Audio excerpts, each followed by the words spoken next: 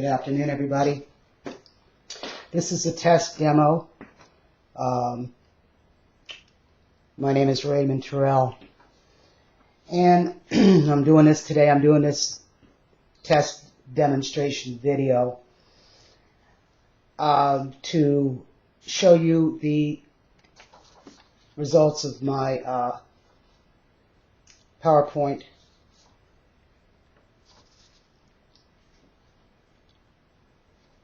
and this is a test. I've come today because I want to talk about substance abuse and addiction. And in this video I'm going to talk about those two things because one turns into the other. First, I'm going to ask some questions of my audience. What are your dreams? What do you reach for? What do you hope to become? Because you can achieve anything you set your heart to with God's help. But there's something that can come in between that. It's a dream killer. It's called addiction. And it begins with substance abuse. You've seen people drink and get high. And it may seem like they're having a good time, but are they? Is it worth it? What matters most is how you regard drugs and alcohol. How do you feel about it? What is your disposition? Have you made up your mind? Is it a solid decision? And I wish I can guarantee that you'll never be tempted again. But I can't. I'm going to challenge you today to become drug-free. Because this one single decision may be the single most important decision of your life.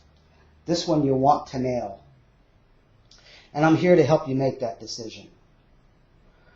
But first I'm going to tell you a little bit about myself and my life as a drug addict. 11 million teenagers sought help for addiction in 2010. And 90% of Americans that suffer from addiction began using drugs before the age of 18, during their teenage years. I'm one of those Americans, and I became an addict. I grew up in a normal household, but my parents divorced when I was 7 years old. And like most kids, I blamed their divorce on myself. If I was a better kid, maybe they would stay together. I must have made them mad at me. My parents' divorce had a huge effect on me. See, I had this God-sized hole in my heart, and I began looking for something, someone, or some kind of thing to fill it. I had to fill that hole because there was a void. I grew up harboring feelings of rejection, resentment, and pain, and the way I would act out on those feelings was to escape them, and the way I escaped them was to use drugs. And I started getting in trouble. Before I was 12 years old, I'd been arrested twice. And by the time I was in my 20s, I was well on my way to addiction. I had 2 abortions. Okay, we're going to cut it there and see just how that little bit came out.